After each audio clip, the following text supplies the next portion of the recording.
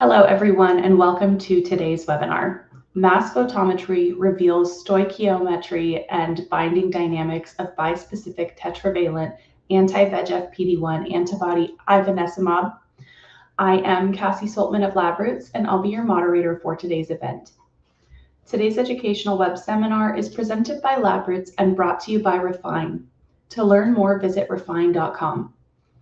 We encourage you to participate today by submitting any questions you may have during the presentation. To do so, simply type them into the Ask a Question box and click Submit. You may also use the Ask a Question box to let us know if you're having any trouble seeing or hearing the presentation. I'd like to now welcome our speaker for today's event, Dr. Nina Yajcino-Jojic, Senior Scientist at Refine. Nina joined Refine in 2024, where she currently works on mass photometry applications in new modalities, primarily with bispecific antibodies. Before that, Nina was working at Oxford Nanoimaging, developing innovative workflows and tools for super-resolution microscopy. Nina has extensive cell biology experience from her postdoctoral research work at University of Oxford, PhD in medicinal chemistry and biochemistry, and MSc in biology and chemistry. Nina, I will now pass it over to you for your presentation. Thank you, and thank you for the kind introduction, Casey. Hello, everyone. Good morning or good afternoon, depending on where you're joining us from. I'm really excited to be here today and to share some recent data that we have been working on. And what I'm going to show you today is how we used mass photometry to gain insight into bispecific antibody called ivonescimab, and more specifically, to gain insight into binding to its two targets, VEGF and PD-1. So what is ivonescimab and why is this antibody so interesting? Ivonescimab is a bispecific VEGF PD-1 antibody that has been created by combining two antibodies. So the first antibody that the authors used is anti-VEGF antibody called, also known as bevacizumab. And this antibody also served as a backbone for the ivonescimab. Now, the second antibody that has been used to create this antibody is anti-PD-1 called pampulimab.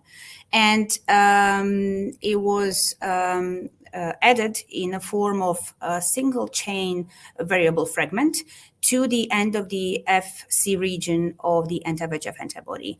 And these paratopes are shown here in green as anti-PD-1 and blue as anti-VEGF. A few more modifications have been done on this antibody. Namely, the Fc region has been modified in order to become something that they call Fc null region, and this is to avoid certain cellular toxicities which are antibody-driven. Now, many bispecific antibodies have been made before, but this one seems to be gaining a rather huge interest in the field currently. So bispecific antibodies have been made before, but this one seemed to be gaining quite a huge amount of interest at the moment. And the reason why this is so is because of the recently published data that came from a phase 3 trial, clinical trial. And these were published by Summit Therapeutics and Akeso Bio. And these data were showing that in comparison to Keytruda, also known as pembrolizumab, ivonescimab showed reduction of that by 49% for non-small cell lung cancer in patients. Now, this is quite significant, and it makes it even more significant because Keytruda is a top-selling drug used in anti-PD-1 therapies. And not surprising, all of the other big companies, Merck, BioNTech, Pfizer, Bristol Myers Squibb, and AstraZeneca, decided to invest assets in order to make sure that they investigate further this type of bispecific antibody, either by securing global licenses, acquiring small biotech companies that were producing these antibodies, buying rights, or having conversations over oncology licensing deals, because clearly these data are quite significant, and there is a huge chance that this type of antibody could be the next big type of antibody that can really show very, very promising clinical trial results. So what is so specific about this antibody? The authors suggest mechanism of action for ivonescimab, but it's still very unclear what is the nature of the antibody itself and the binding with its antigens VEGF and PD-1. So what authors are showing, published in iScience paper this year, is that when ivonescimab is pre-incubated with VEGF, soluble complexes were formed. And if you analyze these soluble complexes, in here showed analysis by SEC HPLC, you will notice that there is signal, quite a big wide peak signal that confirms there are indeed ivonescimab VEGF soluble complexes that are in mass higher than antibody itself. But the details of these complexes are not unknown.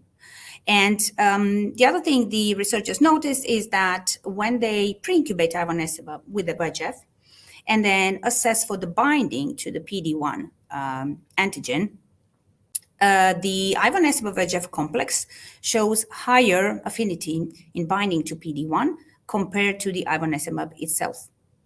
So the proposed mechanism of action is this. In tumor microenvironment, there is a lot of free VEGF. Now, VEGF is a vascular endothelial growth factor, and it's crucial in angiogenesis. And angiogenesis is a process of formation of the new blood vessels, and this is crucial for tumor cell to survive and thrive. So what the authors propose is that when ivonescimab is in a tumor microenvironment, it forms these multiple complexes, higher order complexes with VEGF, and that these higher order complexes actually bind to the PD-1, and this is what drives this higher affinity. This sort of cooperative binding drives higher affinity of ivonescimab to PD-1. Now, this is very interesting and very intriguing, but there are a couple of questions that are immediately comes to one's mind when is thinking about this mechanism. So,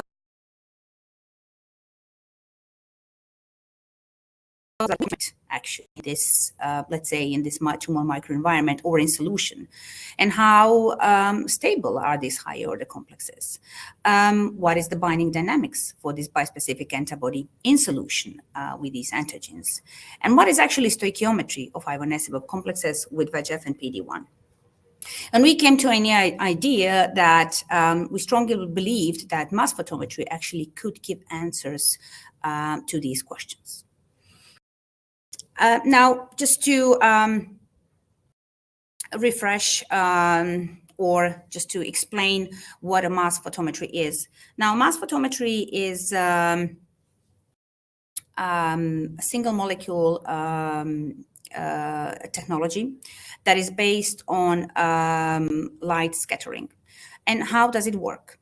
If you have any sort of sample in solution, that can be either DNA, RNA, any type of protein, going up to AAVs. And if any of these molecule is in the solution that is loaded onto cover slip, the light from a laser is going to illuminate that sample. Some of that light is going to go right through the sample, through the cover slip. Some of that light is going to be reflected on cover slip. But some of that light actually is going to reach the molecules, and the molecules in the solution are going to scatter that light. And when we analyze the interference of scattered light with reflected light, we get something that we call ratiometric contrast. And ratiometric contrast is something that is directly proportional to the mass of the species you're measuring in your solution, as shown here. And the final result that you have is a mass histogram that is generated from the single particle measurement, and that gives 2% sensitivity in determining the mass of your desired species. So that means that in every given moment, you can measure either your protein, your antigen, or the complex that is formed between, let's say, this species or anything else that you want to measure. So how do our data look like, and what sort of information we got by using this approach of mass photometry? First of all, what is really, really important, and we've seen that many times, is sort of checking your samples prior to any sort of further complex measurements. So we wanted to see how the antibody looks like, how ivonescimab looks like. And we can see that this is primarily monomeric, although less than 90% monomer. There is amount of dimer, around 10%, and a small amount of trimer. What is really important is that this looks like a very homogeneous sample in terms of impurities, and all of the masses are as expected, as the theoretical mass of ivonescimab is around 201 kilodalton. And the dimer and trimer mass correspond very nicely to 2 monomers and 3 monomers. Even more importantly, besides checking the purity and the form of your antibody, is checking the antigens used for the observing binding and complex formation. So PD-1 and VEGF, in our case, antigens show good quality and no aggregation, and they all look very homogeneous. Expected mass, VEGF is between 40-45, and PD-1, due to the glycosylation, high glycosylation level, can span all the way from 25 to 45 kilodaltons according to different sources. And the most important thing is that we see no oligomerization, so quite homogeneous samples. And I'm saying this because we have tested several others, VEGF and PD-1 antigens, and we did see significant amount of polymerization, which would significantly skew our measurements and data interpretation. So one of the first things that we wanted to check is how does complex binding, complex assembly, and binding between ivonescimab VEGF looks in real time. And as you can see here, we have mixed ivonescimab with VEGF, and then we took a sample and analyzed it with mass photometry after a given time of incubation, which is depicted on the figure here. So after 10 seconds, 2 minutes, and 5 minutes. And within 10 seconds, we didn't notice much. The majority of antibody was in a single unbound form. We saw some counts where one VEGF was bound to one ivonescimab molecule, and everything else was in rather minor percentages. What was really interesting is that already after 2 minutes, you can appreciate quite a big shift in the abundance of these complexes, with now 1-to-1 and 1-to-2 being quite abundant, but more significantly 2-to-2 complex, where you have 2 ivonescimab and 2 VEGF molecules bound, it seems to be quite abundant. And surprisingly, the higher order complexes, where you would have 3-to-3 or 4-to-4, or even 5-to-5, where you have 5 ivonescimab molecules with 5 VEGF, they're in a very low percentages. And after 5 minutes, you see still that 1-to-2 and 2-to-2 forms 2-to-2 being most abundant. After 5 minutes, because under these conditions, 5 minutes was enough to reach equilibrium. Now, this was quite surprising because we expected that we're going to see higher abundances of the higher order complexes. So we wanted to test this a bit more. We wanted to see how the complex assembly actually is affected by different concentrations and different molar ratios of antibody and VEGF. So what you can see here is we've tried 3 different molar ratios for ivonescimab and VEGF, 1:1, 1:2, and 1:4. Previous slide was showing the time course of 1:2 condition. And here we are showing the equilibrium of these different conditions.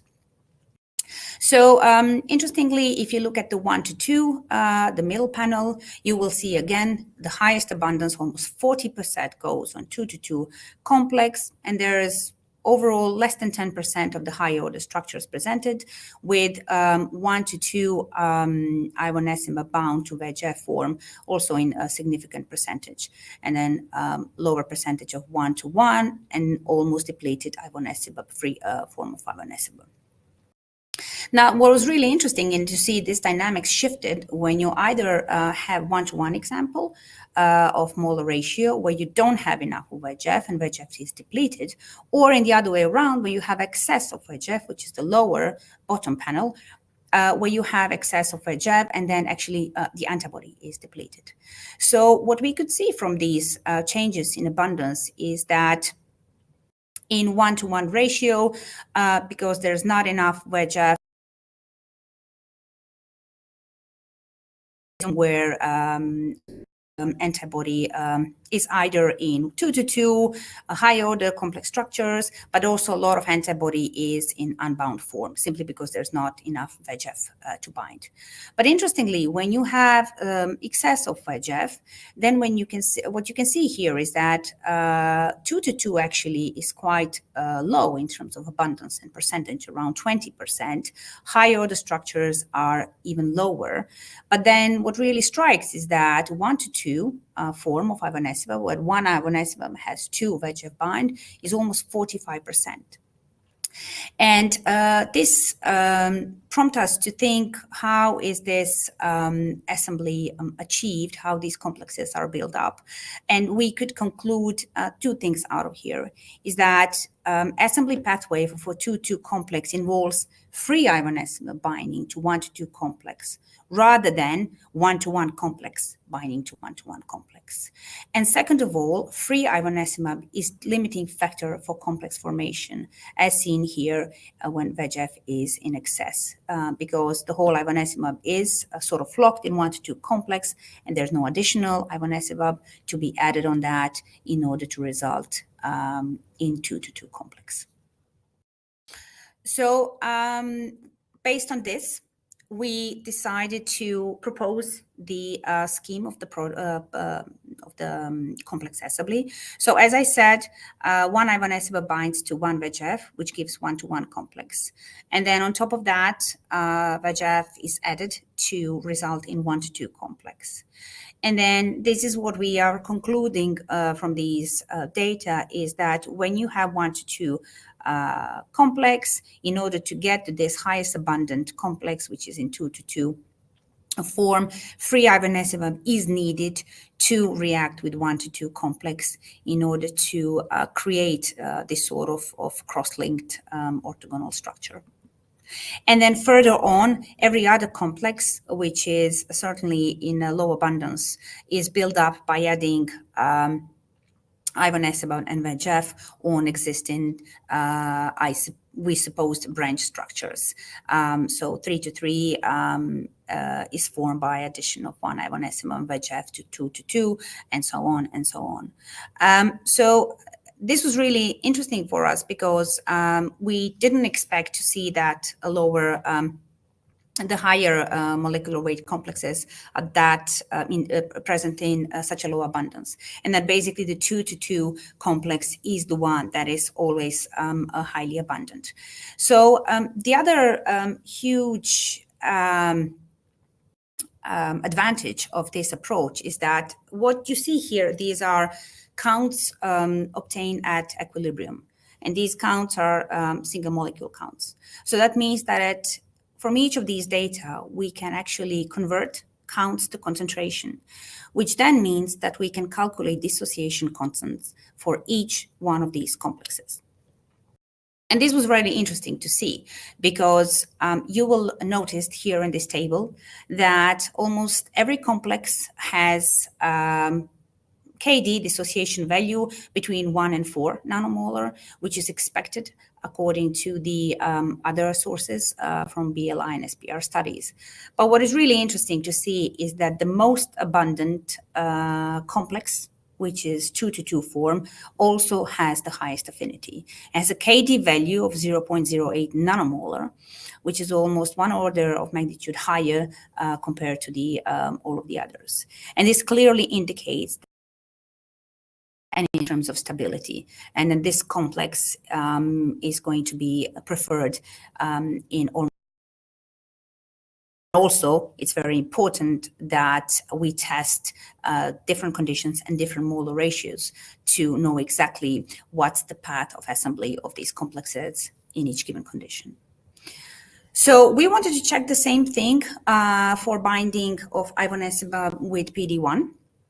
And unsurprisingly, we could really get a nice time course data tracking the formation of the ivonescimab PD-1 complex. As you can see here, this is, tracking complex formation through time, 10 seconds, 2 minutes, 5 minutes, 10 minutes, and 20 minutes. And then you can see that mass photometry definitely has a resolution that you can distinguish all of these 3 types of complexes, that is unbound antibody 1-to-1 complex and 1-to-2 complex. As expected, 1-to-1 complex is transient, and after a certain amount of time, under given conditions, the 1-to-2 complex is final. And again, we wanted to see how this complex formation looks in a different combinations of molar ratios. And here, different molar ratios make absolutely no difference in the final stoichiometry and final complex formation of ivonescimab PD-1, which is always 1-to-2. This is also not convenient if you want to calculate KD values, as we did calculate them for a case of ivonescimab VEGF complexes. And the reason being is that at equilibrium, so independent of PD-1 molar excess, ivonescimab is always fully saturated. So we don't have a free ivonescimab species. And for the KD calculation presented in the in the case of ivonescimab VEGF complexes, you need free ivonescimab species in order to calculate the remaining concentration of VEGF or PD-1 in this case. So what we had here, we had a very valuable set of data, basically, where you have a real-time data tracking complex formation. And we use this data to obtain kinetic parameters using ordinary differential equations model that was fitted to real-time data. And this is shown here on the right side. So the spots are real-time data, the experimental data, real-time data, and the lines are the fitted data. So that's really shows how actually powerful data from mass photometry can be. You can easily see that these fitted lines show very nicely either increase or decrease of the ivonescimab PD-1 or PD-1 with the 2 ivonescimab PD-1 with basically both places saturated, and then decrease in a free ivonescimab species as well as PD-1. Not only we could get a KD values here, we could also calculate and get proper kinetic parameters, and that is association constant rate and dissociation constant rate, known as K on and K off. And even more, we could get these values for both complexes, both for 1:1 and 1:2. And the KD value being around 2.4 nanomolar is almost similar for first and second complex, which is not surprising because they are identical binding sites. And then also these data fit very nicely with published BLI and SPR data from previous publications. Finally, what we wanted to see is we wanted to test dynamics of the complex formation with both antigen presence. So how the full assembled complex look like. And so for that, we decided to use this approach where we incubated ivonescimab with VEGF, and we waited for the equilibrium to be reached. And you can see here on top panel, the histogram profile looks almost exactly the same as I've shown you on previous slides, with different complex quantified, higher order structures, lower abundance, and the highest abundance is for 2:2 complex. So what we did next, once the equilibrium was reached, we basically added PD-1, and then we tracked the complex formation and waited for the equilibrium to be achieved. So what we could see is that the histogram profile, the profile of the counts were almost shift to the right side. And that means that the complex stoichiometry is same, has not been changed, and the PD-1 was added in a way and a form interaction with the ivonescimab in 1:2 complex. So wherever there's one molecule ivonescimab being in a complex or free, the two PD-1 molecules would bind to that complex, which really prompts us to conclude that VEGF is the only one that drives high order complex formation, but really does not alter the stoichiometry of PD-1 binding to ivonescimab. If available, PD-1 is going to bind freely to both binding sites of ivonescimab. And furthermore, modifying this experiment, which data I'm not showing here, modifying these experiments basically adding PD-1 before or after, or adding both antigen at the same time, again confirms that PD-1 actually does not promote nor disrupt ivonescimab oligomerization, which is always a good thing to check and be sure of. And finally, I'm going to, before I conclude this with a summary. If you need more information, of course, we can discuss that in a Q&A session, but we've also just recently published this preprint of this paper on bioarchives, so it's available with all of the experimental data and details if you want to know more. So finally, as a summary, I really hope that I managed to convince you and show you the strength of mass photometry as a technology. So this single molecule technology, in this case, enabled detailed characterization of ivonescimab binding to both PD-1 and VEGF in solution, which means no immobilization, no labeling, nothing, just a pure antigen and antibody in solution. And we managed to show that this is a great approach to reveal binding stoichiometries and kinetics under near physiological conditions. We've also confirmed that VEGF drives ivonescimab polymerization, but contrary to the opinion, 2:2 complex is the predominant structure.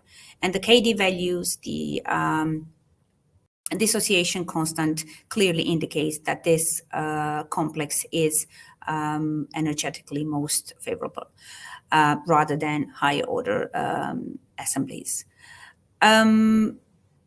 The distribution of complexes depends heavily on the molar ratio of ivonescimab and VEGF.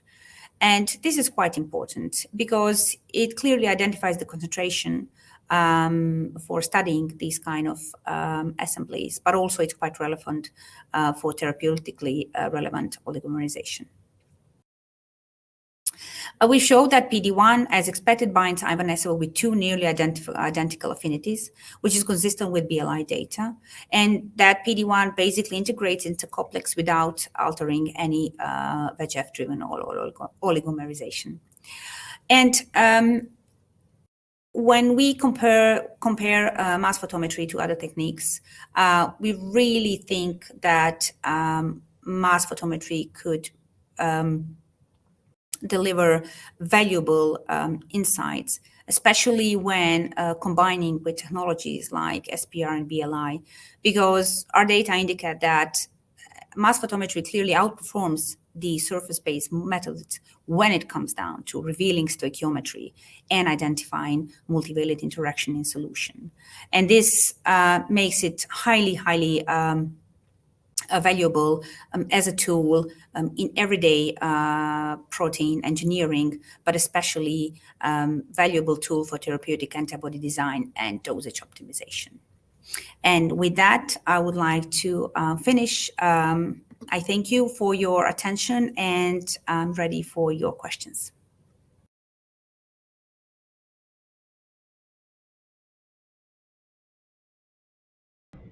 Thank you for your informative presentation. We will now start the live Q&A portion of the webinar. If you have a question you'd like to ask, please do so now. Just type your question into the Ask a Question box and click Submit. We'll answer as many of your questions as we have time for. Let's get started.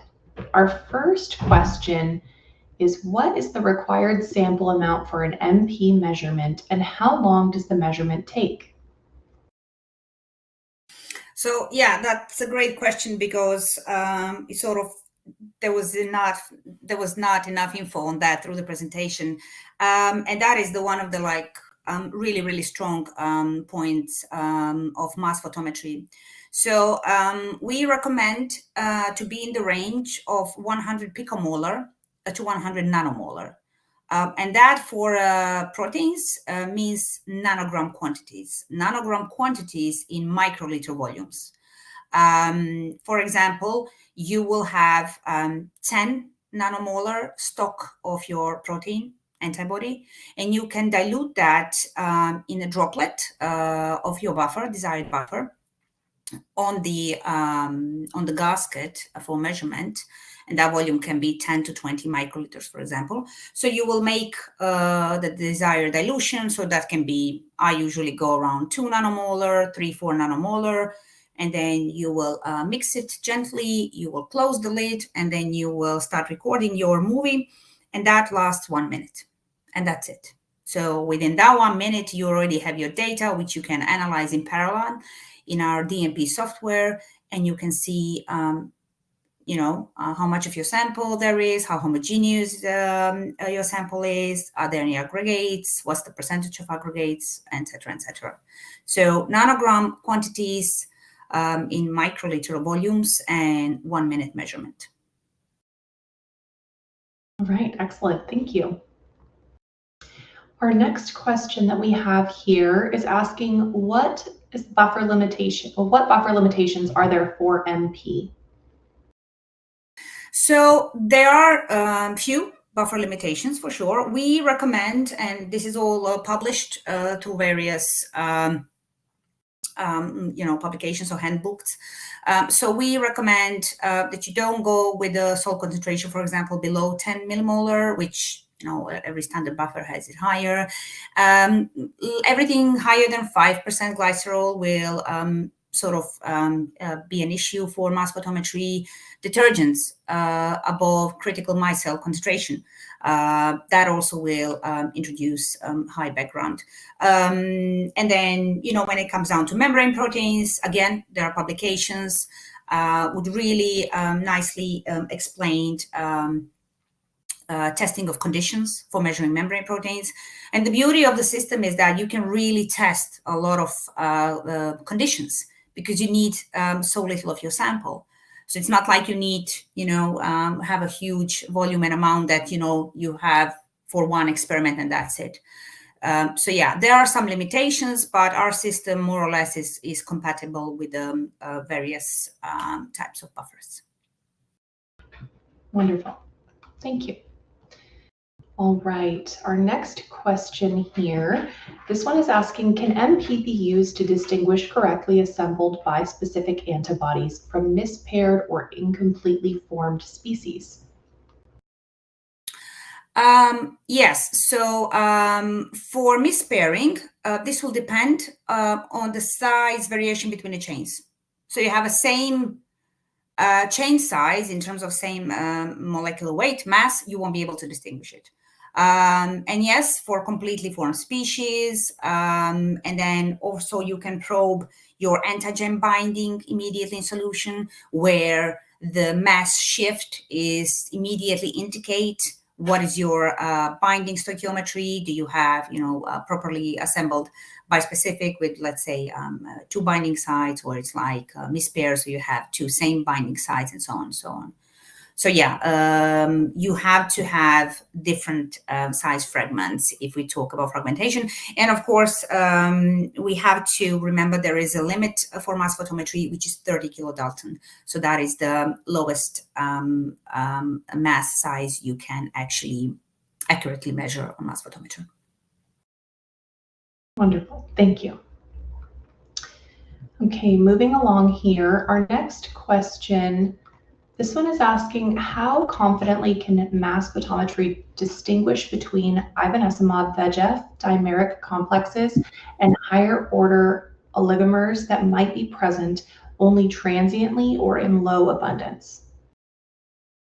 So as I have shown very confidently, and that's the thing, you have a really small amount of your complex, and I'm talking in terms of count, how many complexes entities you have. So we can detect as little as basically, 10. So that is really, really low concentration. Furthermore, the resolution is really, really great. There is a paper, if somebody's interested, a bit older paper on bevacizumab and VEGF complexes, which sort of follow the same assembly pathway. And then I think SecMouse was used. And certainly from that, you couldn't really, resolve the high order species. So yeah, you can definitely, we have resolution as it's shown here to distinguish that. Perfect, thank you. All right, our next question here. This one is saying, regarding slide 10, what concentrations were tested of all components and how is the readout time varied? Is it just waiting for 10 seconds, 2 minutes, or 5 minutes before measuring 1 minute, or are these different measuring times? Okay, let me just check what slide 10 is. I see. Yes. So this again is described in details in our preprint and bioarchives. So all of the details are there. So feel free to explore more and get all of the experimental setup. But what we did here, we used 50 nanomolar of ivonescimab and 100 nanomolar of VEGF. And then we have different incubation times. So those times indicated on the slide 10 are incubation times. So what I did, I would incubate sample for 10 seconds. Then I would take a sample and do rapid dilution in droplet. And then it will be 1 minute movie. So technically that is 10 seconds and 1 minute, but it's 1 minute in all of them. So 10 seconds, 1 minute, 2 minutes, 1 minute, 5 minutes, and so on and so on. What is really important to say that you can sort of break down that 1 minute movie. You can run your sample for 2 minutes if you need more info, but you can break down like from that 0 second to 60 second, and you can extract data from that as well. But yeah, those were the concentrations and times. Thank you. Okay, next question here. This question is asking, what therapeutic outcomes is this complex study deliver? Well, I mean, why I found as a scientist this really, really interesting, because there was in the field currently ivonescimab, that is anti-VEGF PD-1 bispecific antibodies, are the top investigated drugs in terms of clinical studies and investigation. And there was a huge bit of interest because of these higher molecular weight complexes formed. And it's not very clear, is it the higher order structures that are driving, well, higher affinity, avidity, we don't know. Or is it that 2-2 structure, which, if you think about it from a protein structure view, thermodynamically looks very stable, and probably is very stable, because from a crystal structure, we know that could be the conformation that is more stable. So I think when it comes down to future design of bispecific antibodies, and I was recently on a conference, and it looks like that the field is really interested in exploring this further. So having sort of this kind of higher oligomeric species. So I think it's really important when it comes down to protein design and your future testing. You might test your protein to get only one type of structure, and then you can do all of the SPR BLI analysis and in vitro avidity assays, and then you can see, oh yeah, this really is working because of the structure, or it's not. So I think it has a huge potential. On a molecular level, you need to know what's going on with your protein and and how your complex is assembled, and what is the abundance, what's the stoichiometry, and so on and so on. So I think for future research, especially early R&D, this is important. Excellent, thank you. Okay, our next question here. This one is asking, did you do PK assay in vitro and in vivo? If finding degraded, how do you think to be troubleshooting? We didn't. This is the example of using only mass photometry to get as much as possible data and insight into complex dynamics. Wonderful, thank you. Okay, our next question here. This one is asking, says, I'm used to KD determinations with SPR. Can you elaborate a little bit on how KDs are calculated with the MP? Yes, that's a great question. And so in the case of the ivonescimab VEGF, so in a very sort of lay way of explaining, when you have interaction, once you reach equilibrium, simply by having concentrations of your species in equilibrium, you can calculate KD. Very simple. And the beauty of MP is that these counts that you get are really single molecule counts. So you can very easily just convert these counts in nanomolar concentration at equilibrium, because you know your starting counts. So that's simply that. That is very, very straightforward. And, as long as you're sure that you have equilibrium, which is quite crucial, and you need to test your complex assembly throughout time to make sure that it's equilibrium, you can calculate KD from those concentrations. So, from A plus B equals AB. But what I'm also very pleased that we showed here is that how powerful are the binding data in real time, because you can actually track complex formation here in real time, as we could see for both ivonescimab with VEGF and PD-1. And then we managed with, using, standard approaches in calculating kinetic parameters and standard equations, we could actually, fit kinetic parameters, K on and K off, and then calculate KD for that from ivonescimab PD-1. Now, we certainly don't want to say that this is, it's gonna, you don't need SPR. You definitely need SPR, but you also need mass photometry before your SPR.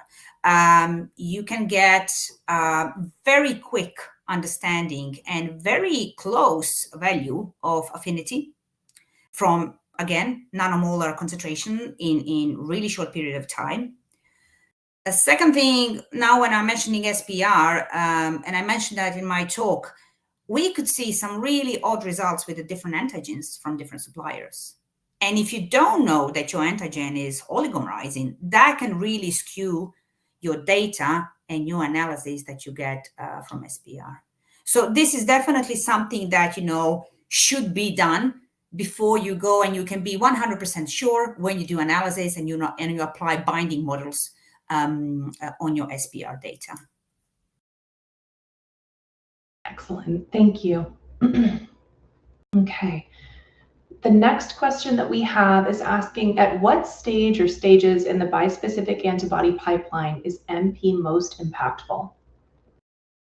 Well, we think, and we are seeing this from the field, all the way from discovery to development. So, as I said, many examples that MP can be applied at early R&D discovery stages, binding studies, testing if you have binding, if you have right antigen binding and right antigen affinity, stoichiometry, before investing in more expensive resources. And then in later stage development, MP is very useful. For example, you want to track your antibody stability. You want to track your aggregation. You want to track if, for example, in the case of ivonescimab VEGF, throughout the pipeline, you really want to make sure that the abundance and ratio, that is percentage of your ivonescimab VEGF complexes, is the same. If you, obtained your certain PK data and in vitro assay data on that type of complex. So you want to make sure that throughout, development and throughout, throughout different stages in development, that you have, same type of complexes, that your protein, that your antibody is not aggregating, that your antibody, is not falling apart and is properly binding. So yeah, from R&D to later stages of development, definitely. Wonderful. And it looks like we have one more question here today. This question's asking, can MP be integrated into GMP workflows for bispecific antibodies? Well, the short answer is no, but we are working on it, because mass photometry really is very, very people like it very much when they see, what are the possibilities.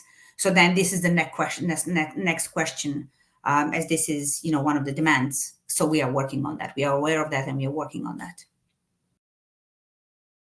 Okay, perfect. I want to thank you again for your time today and your important research. We would also like to thank LabRoots and our sponsor Refine for underwriting today's educational webcast. Before we go, I'd like to thank the audience for joining us today and for their interesting questions. Questions submitted during the live and on-demand period that we did not have time to will be addressed by the speaker via the contact information you provided at the time of registration.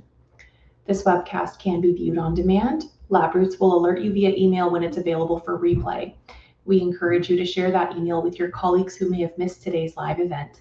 Until next time, take care, everyone. Goodbye.